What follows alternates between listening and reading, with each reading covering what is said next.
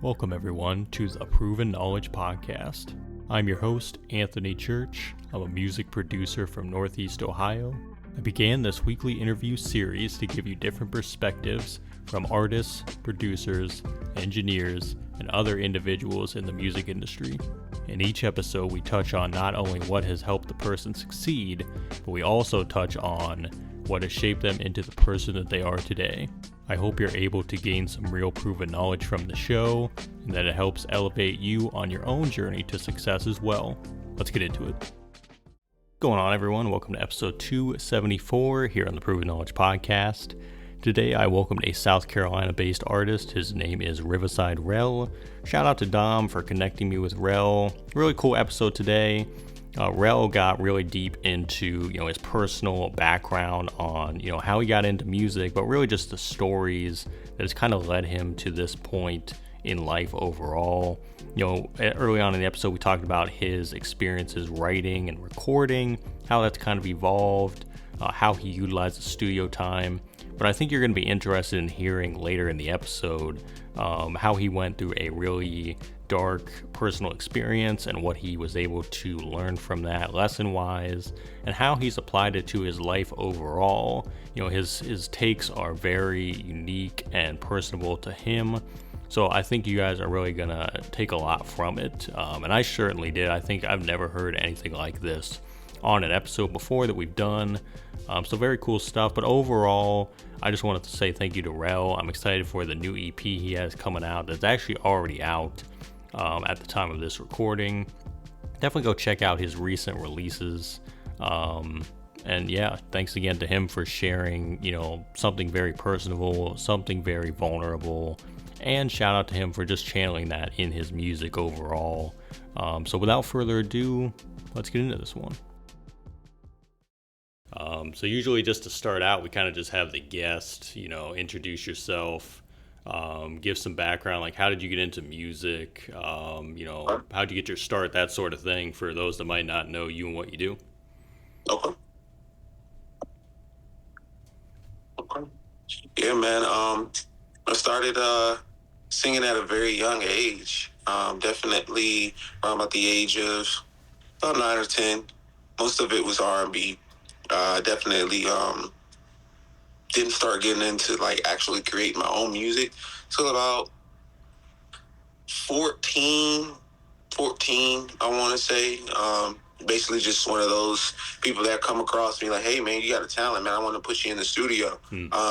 Once I got into that studio, I pretty much fell in love with what I was able to create, and it's been, straightforward ever since.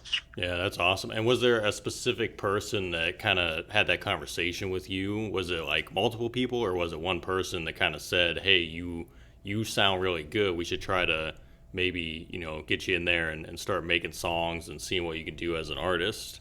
Did that ever happen? Put it this way, I got a lot of feedback on people saying that I could sing, but it was only one or two people that were really actually trying to invest in me. And the two names, I want to say his name is Darren Martin, but basically now what he does is he works for Sheen Magazine. So there was a time where he was doing music and things of that nature, and he kind of stopped. I wish he did, because, things would have probably totally been different. And then I got another guy who basically does travel business shoots.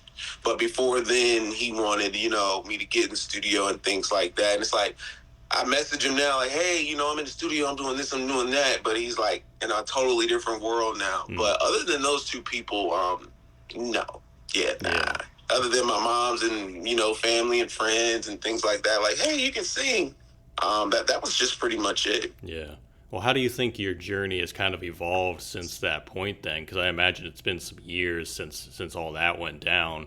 How do you think your journey has kind of evolved from that starting point to where you are now? I evolved at a very, very, very big amount. The things that I've learned to do also as well, there's things that I've learned just off of getting feedback from people while they're in the studio, outside the studio. But the things that I was doing when I first got into the studio, be honest with you, man, I don't know if it would make it in this day and age. It wouldn't keep the attention. It didn't have enough feeling in it. It didn't have enough me in it. It just had, me just trying to, write down words and make things rhyme and things of that nature. I used to always, feel like, oh, every bar has to rhyme.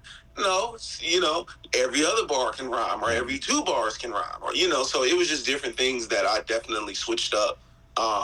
And I definitely upgraded on as far as my pen game, as far as my ad libs, as far as my ins, my outs, things of these natures. Usually now when I do a chorus, I don't just do a chorus and sing and put ad libs behind it. I'll stack it. I'll do harmonizations and things like that. So I have a high, a medium, and a low. So they all come together. So it's a lot of things now that I do that I wasn't doing in the beginning, that I feel like if I was doing in the beginning, I'd have been bad, man. I'd have been bad. Yeah. I think it's that attention to detail too, because I think when you're, Yes. I almost feel like when you're young too, you want to kind of just get in there and mess around and, experiment, do that sort of thing. But I think as you go on, as the years go by, you start getting to the point where you want to have more detail in every song you're putting out. And like you said, with the vocal takes, you're doing different layering and different techniques, things like that too, which I think is super important because it shows the growth too. You know what I mean? Which is Yes. a huge Yes. thing. Yeah. Yes. Definitely shows the growth, man, because just looking at some of the songs that I did back then, I'm like, oh, turn that off. Yeah. Now, I got songs where I'm like, yeah, you can play the whole song. Yeah. That's how you're coming very far as an artist too, which is super important. Yes, man. Yeah. With just the story, my personal life and things that I could put into it, and as far as creating, man, I didn't have all of that probably, back more so when I was a kid. I was just being a kid. Yeah. And that's the thing too. I think it's almost channeling that, human experience too, in a way, because when you are younger, you're more innocent too, and you're, like you said, you're just having fun with it. You're not really thinking about anything else. And it allows you to kind of grow in real time too. I think is a huge part of it. Yes. As far as the writing too, because obviously I'm always intrigued by people's writing process and kind of how they approach that. How do you think nowadays you're approaching songwriting? Are you usually just listening to a beat and then kind of putting pen to paper, or do you have your own unique way of doing things that doesn't really always involve like a traditional writing experience, I guess? I was more so on the traditional side. Pen and paper, play the beat, pretty much put everything together. But now, I found it a little easier. What I do personally is I open my MacBook, I go to GarageBand, and I'll play that beat. But instead of like playing it out loud, I make sure I have my headphones in so there's not too much of a distraction. But I'll just record. Just a rough draft. There's things that have popped in my head. There's notes that I've hit. There are bars that I have said and been like, oh man, I can't believe I forgot that. Oh man, I can't believe it. So to avoid that, have more of a natural feedback, a natural response, but just more so have a good body of work. Usually what I'll do is just record whatever, I pick up on, and then I'll start to write some things down. And then if it doesn't sound right, then I'll switch the words or I'll delete it. And then I'll go back and pre-record again. So before I even go to the studio, my song has already been pre-recorded. I've already laid down my ad-libs. I've already laid down pretty much everything on the track. So this gives me time as well before I get to the studio while I'm listening to it, changing stuff. Just anything, before I get there. This not only saves me time and money, but this saves the engineer time and money. It's easy to get in the studio, rap, put it out there. It's a lot harder with singers. So being in there and being like, you got the chorus? Yeah. You got the verse? Yeah. You got your ad-libs? You got your boom, boom, let's go. It's already churning in my head. So it's a lot easier than compared to you didn't do any type of recording. You just wrote it down.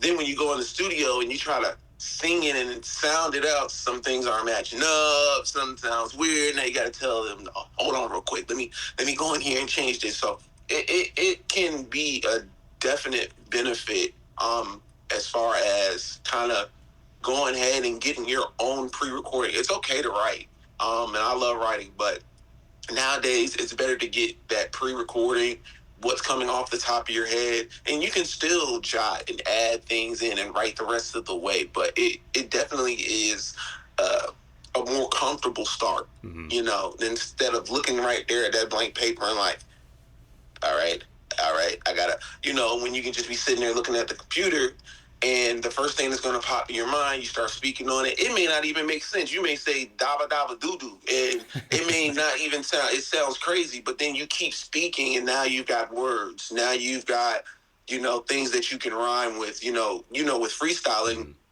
I've never heard of a perfect freestyle. If there is a perfect freestyle, then you wrote it. Yeah. So yeah, you're just if you didn't say anything weird, if you didn't pause, if you didn't, unless, don't get me wrong, unless you're a natural freestyler, you wrote it. So just looking at it from that perspective, it's like, man, you might as well, freestyle, and then add your writing into it.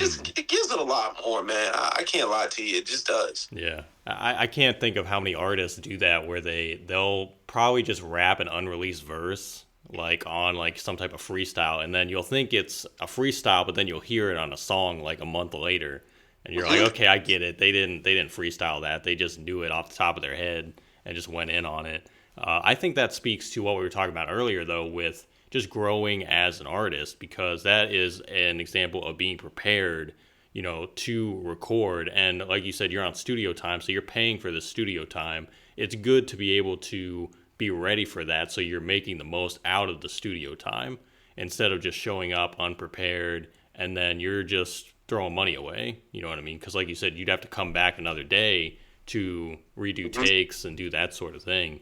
So I think that speaks to you to being able to be prepared and have that experience over the years too.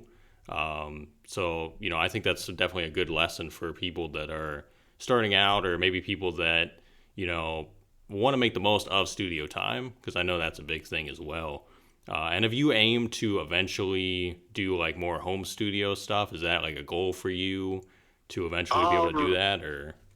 If anything, to be honest with you, I want to get into learning how to mix and engineer. It definitely would be beneficial, but until I get the right equipment and get everything set up and all that good stuff, it definitely will probably be going that route. As far as doing any pre-recordings or anything like that. My engineer, he's a very good engineer. He actually was making beats in high school for Chief Keef. So this guy, he knows how to listen. He knows how to take his time. He knows how to. So I mean, unless other than me, getting better than him, I'd probably be going straight to him after I finish doing any type of recordings, any type of writing, any type of anything. It's kind of hard as well today to find patient engineers who actually are interested in something different. I've actually watched guys go 2 hours trying to finish one verse, and you're just talking. You're not even singing. So definitely have had the fair share of seeing things and growing out of them. But in the meantime, it'll probably be the GarageBand. GarageBand has come through for me every time. Nothing too crazy, and it's free. So it gets the job done. Yeah, gets the job done, and that's a good goal to have for the future too. And I think it's great to have somebody like that that's a good fit for you, as far as having someone like that hears you out, that understands what you want as an artist as well. And you can learn so much from someone like that too for the future. So I think that's great as well. And as far as like music you've dropped recently, anything you want to let us know about, single-wise, album-wise, project-wise? It could be anything that you've released this year or anything you got coming up that you want to let people know about. Well, I currently, right now, I have a EP out. It's about 5 or 6 tracks called Real Love. This EP is based on relationships, family, struggle, pain, um, but it speaks, how I choose to love and situations that I've been in, even as far as down as a kid. So right now I have that EP out. It's been out since about the beginning of the year. I just dropped a video last month called Elegant. I have a new EP coming out September the 11th. This EP is going to be called Gentleman's Club. This is going to be very different. This is going to be very sexual, not too sexual, because believe it or not, everyone could understand what I was saying. But TuneCore said, "Hey, man, you don't have no vulgar words. I'm putting on there like this is only for adults," and they're like, "Hey, a kid can listen to this." So I'm like, "Oh, okay, all right, cool." Hey, so this EP has got some songs on here, man, that I think is going to open the world's eye to who I am. I definitely wanted to do an EP release party. I still may do one, even though I already have released the EP. But this EP, I'm very excited about. If anything, I would tell anyone to listen to stay tuned. There's things on there for the new generation. There's stuff on there for the older generation. There's stuff on there for our generation. There's stuff on there for you to listen to when you're riding with your ladies. There's stuff on there for you to listen to. There's things that everyone can relate to. I know I've been in a situation before where I've been in love with someone and they were for the streets. Ooh, I can only imagine how many people can relate to that. Yeah. So, and that's just one song. That's one song, and that song is called One More Time. But there's another track on the EP as well, named Candy Lady. If I told anyone to listen to any track on there, it would be Candy Lady. Candy Lady is, and another thing as well with all these EPs and things of that nature, if there is any artist looking, I make sure to get everything copyrighted. I get to make sure that everything through BMI is registered, because at the end of the day, I feel like that EP, someone would take something from it, somebody would try to take some type of style, some type of, lyrics or anything. And that's why, I was very, very strong-headed on getting all of this paperwork done for it. But you got One More Time, you've got Elegant. The video is actually out now for Elegant, but Elegant, the song, will be on the EP as well. You've got Candy Lady, and you've got 2 other tracks. One's called Nasty, and another one is called I. And like I said, these tracks, not only do they speak who I am, they speak who I am with the ladies. A lot of the songs are, you could hear it in a strip club, but it just doesn't have that crazy, pop, lock, and dropping type of beat. Yeah.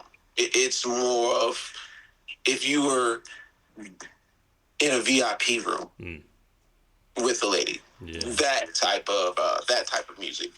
So definitely excited. That will be out next week. Excuse me, not next week. Today's the 8th. So that will be out Thursday. Yeah. I was going to say, well, it's pretty perfect timing because by the time this drops, the EP will be out, so everybody can definitely go check it out. Indeed. That's awesome. And early congrats on that as well, because I think that's awesome. Thank you, man. Yeah. It wasn't easy, man. I had to learn some lessons, man. I had to take some losses, man. But this is probably the best way to do it, and to do it by yourself. So, like I said, it's a long story, but just believe me when I say, as an artist, I don't even care if they're throwing you a $500,000 advance. Please be careful. Please be careful. I have not even made it yet, and I've had to go to court, on music. Yeah. First time I've actually had to take someone to court. And believe me, I didn't want to do it. I didn't want to go through that process and things of that nature. But it just really opened my eye to, before you drop anything. I mean, I've even seen people take others' music and sell it to people across seas. And they're making money off your music and you can't touch it. Yeah. So definitely opened my eye to that. So that's why I wanted to make sure that everything on this EP, you can't live stream it without my permission, and I think that is, knowing that no one can do anything with your music without your permission or to get flagged or dropped, it is probably the most comfortable thing. Because regardless if it goes anywhere or not, that's the stuff that I created. Yeah. This EP is probably going to be my best project. I kid you not. So if you've heard any of my music, if you said, "Oh man, he sounds good," or "Oh man, his quality sounds good," or "Oh man, he looks like he can rap. I didn't think that he could sing." If you had any of those questions pop up in your head, then this is an EP that you're going to want to listen to. Like I said, a lot of the videos that I drop as well that are on my YouTube page, they're not just standing in front of the video doing nothing. We've got stories, we've got acting, we've got the whole 9 yards. Even with other artists, I've been in their songs and their videos, and shout out to Trav, the last guy I did a video with. He had me getting stabbed in the back, after a deal. So it's just me right now. I'm trying to not only increase my music, but I'm trying to increase my network. But I like acting, man. Yeah. I like acting. I see a million music videos. And out of those million music videos, maybe about 10-15% actually have some type of storyline, have some type of actual, ooh, let me watch this. I would be crazy if I said that I couldn't start a storyline just off of my music. Hey there, hope you're enjoying the episode so far. I just wanted to take a quick minute out to let you know about a couple different ways that you can support the podcast. One of the ways is by clicking that support the podcast button within your streaming platform. That is if you want to be a monthly supporter of the show. You can contribute either 99 cents, $5, or $10 a month. So that's the first way, and that's the more traditional way that we've had now for the last couple years. The other method that we actually just recently introduced is from our good friends over at Ko-fi. Ko-fi is a virtual tip jar. We have set our limit to a minimum of $10, but you can go make one-time, one-off donations. So if you visit ko-fi.com/the Proven Knowledge Podcast, you'll be able to donate. And all these different forms of donation go towards getting new guests every single week, getting potential sponsors on board to do giveaways, and overall just making the show better for you guys. So if you want to do that Ko-fi link, it's ko-fi.com/the Proven Knowledge Podcast. Otherwise, again, look for that support the podcast button in your streaming platform if you'd like to be a monthly supporter. And I just want to say thank you guys for your contributions. And without further ado, let's get back into the episode. Us artists really can start a storyline off of our own music. The first music, the song, "You Were Struggling." So, boom. Then the next song, it's a girl. Boom. The sky is literally limitless. And that really is a route that I want to take, man. Yeah. Like, I really want to get into not only creating music, but creating music like, basically, I want to do like what King Von did, but in the singing way. You feel me? Yeah, for like, sure. Real, legit, descriptive, kept you on your toes, trying to figure out what was going to happen next. Like, people were looking more for King Von's music videos than they were for his music. Yeah. You know what I mean? I know I recalled myself sitting there and looking like, dang, yo, he just robbed old buddy right there. That's the like, yeah, nah, that's crazy. That's crazy. So just, those type of videos and those type of things, I feel like is what the people are going to want. It's not just music anymore. As you see now, anyone can get on. All you got to really do is get the people behind you. Yeah. You don't have to have talent. Talent doesn't matter anymore. Dedication doesn't matter anymore.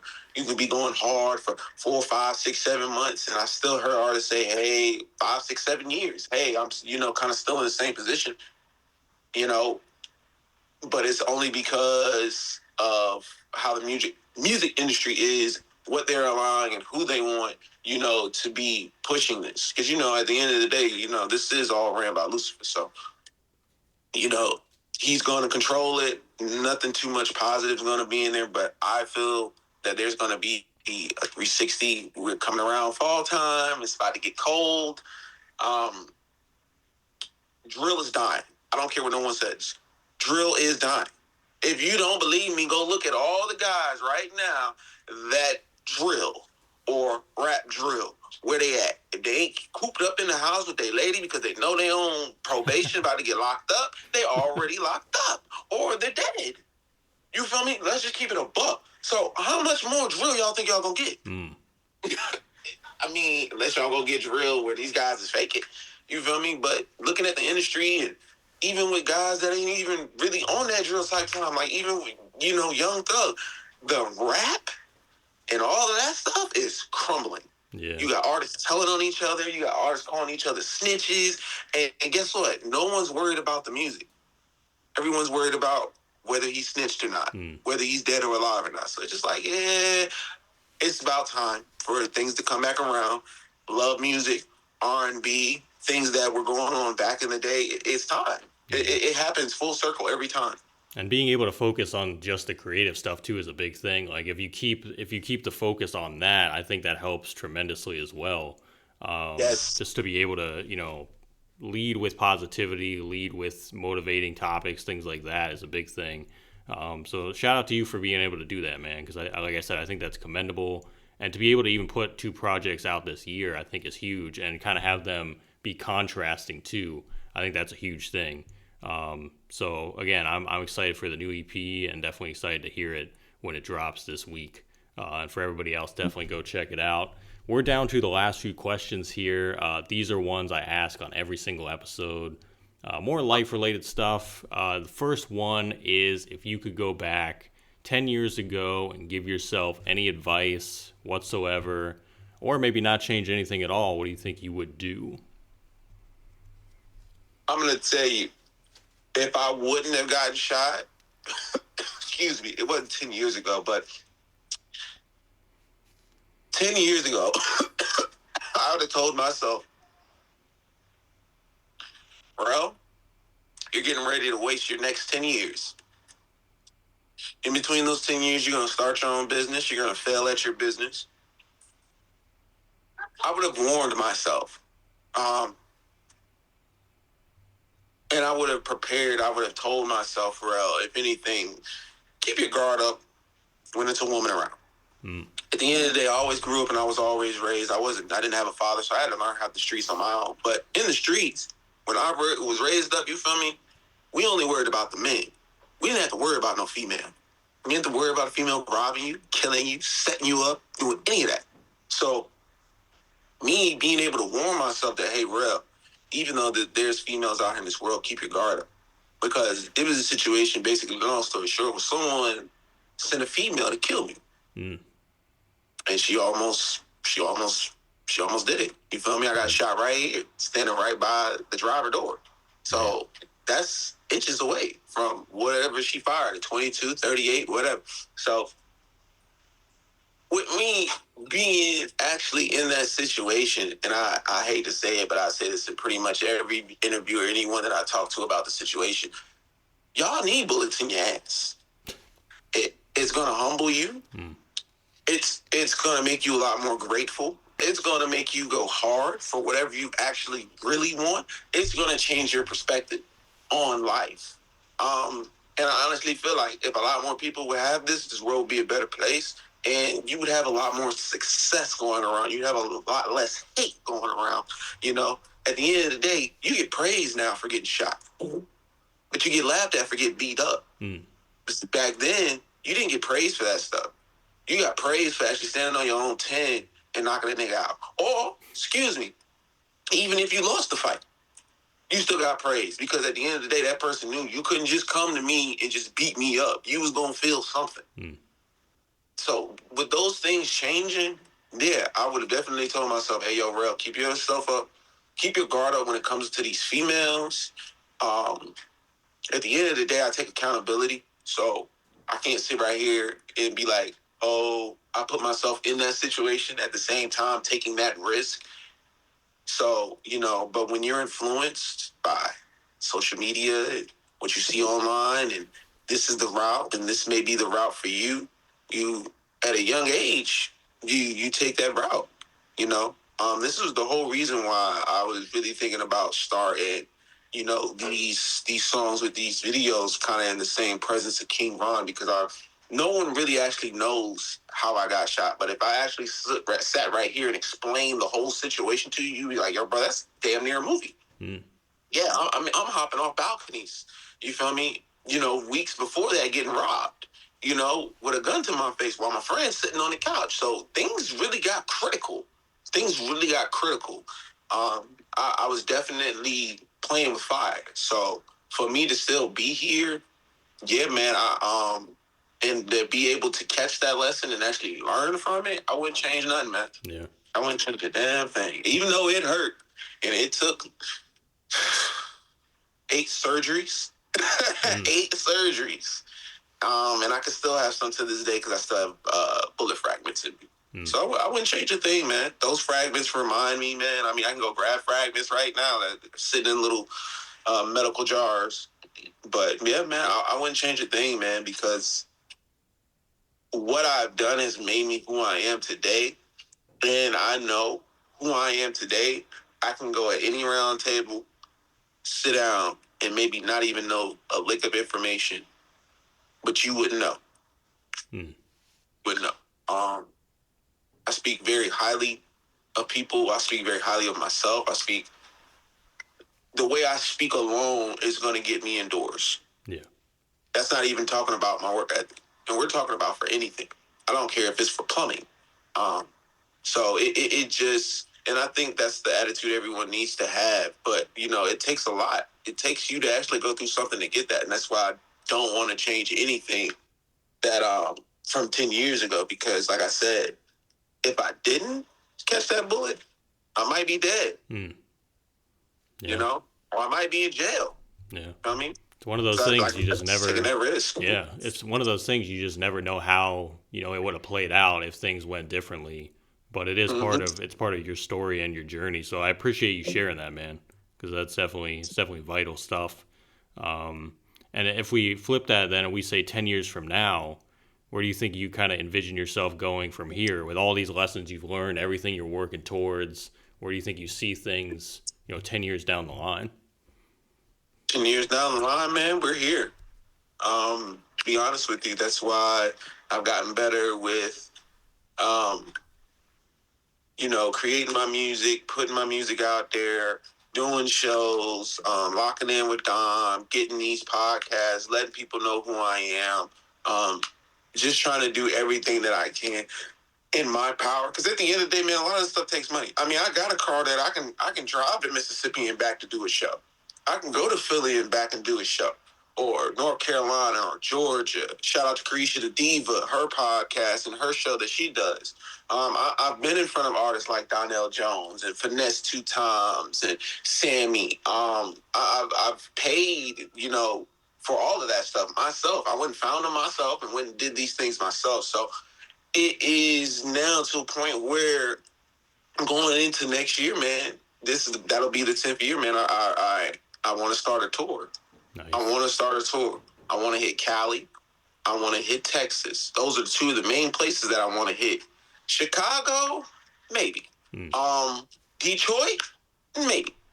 But at the end of the day, I know what I'm going out there for, and I'm on some singing stuff. So 9 out of 10, I'll be good. As long as I ain't going out there on no drill or this is who I am, fuck y'all, this, that, and third, I should be good. So, and then also continue to go up north. But if you believe it or not, man, I really want to go across seas, man. I want to go across seas and sing to these women. I love my American women, but them foreign women really love a singer, man. I'm telling you. They love someone that can sing, even more if they know how to play an instrument. So I wish I knew how to play an instrument and I could still learn, but I don't have that. So I was going to say there's still time to pick it up before the Europe. And I'm telling you, I feel like with the world outside of America, man, I'm just going to tell you straight up, man, I honestly feel like they're less judgmental. I've heard this from multiple people. They don't really give a fuck about your personal lives. Yep. You know, I feel like they really just care about the music and how that's relating to them and help them get through the day. See, over here, everybody want to, oh, you a snitch. I can't like your music. You gay. I can't like your music. Oh, you don't like men. I can't like your music. Oh, you a dyke. I can't like your music. Why do we still go off of what is going on in personal lives? Why are we still letting that affect music? Music is a totally different category. We have had literally Ike and Tina beating on each other. They put out some of the greatest music ever. You know, yeah, y'all talked about it. Yeah, y'all laughed about it. But what y'all do? Y'all still listen to the music. You still move on.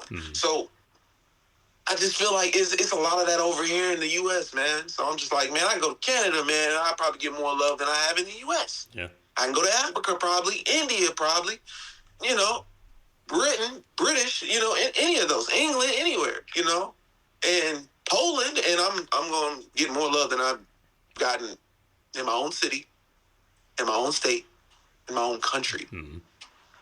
I've definitely heard this from multiple guests as well, and people I've talked to, and people that I've listened to as well. And I definitely think you're onto something with that for sure. And being able to find where your audience is, I think that's going to be a good journey for you, man, to figure that out. And it would be fun, man. Yeah, to do those things. It would be absolutely amazing. Yeah. I know at the end of the day, some of these foreign places, they treat Americans with the utmost high respect. And you telling me all I got to do is find a bar, find a club that does this type of, it's a wrap, man. Yeah. It's a wrap. These people really pull out their phones and go follow, and things of that nature. If you don't have a wave going on in the U.S., it's like they make it a bad thing to start to follow people who aren't out there yet. People don't want to put people in new positions, but as I see this music industry and everything else, man, it's crumbling. Rappers going to jail, rappers on probation, rappers can't do this, rappers can't do that. You feel me? Even singers, Trey Songz. I mean, it's just crazy, man. It's crazy. So we gotta have people to fill these slots. Yeah, man. Because with no music, I feel like the world will go crazy. Yeah. Well, a big part of this show is definitely, letting people know, how they can find their place within all this crazy stuff going on. Even whether it's in the industry or independent, whatever. And I think you're doing that, man. So I want to say congrats on everything you've done so far, everything you're gonna do, and you got big goals and everything. I think it's awesome, and congrats on the new music. And thanks again for stopping by, man. That's all we had time for. But shout out to you and shout out to Dom, obviously, for making this happen. But anytime you want to come back, man, you let me know. We'll make it happen, okay? All right, man. Sounds good, man. I appreciate you having me for sure. Thanks, everyone, for listening today. That was episode 274. We'll be back this time next week. As always, hit that support button on your podcast streaming platform if you'd like to send us any funds. And feel free to leave us that 5-star rating if you enjoyed today's episode. Thanks, everyone.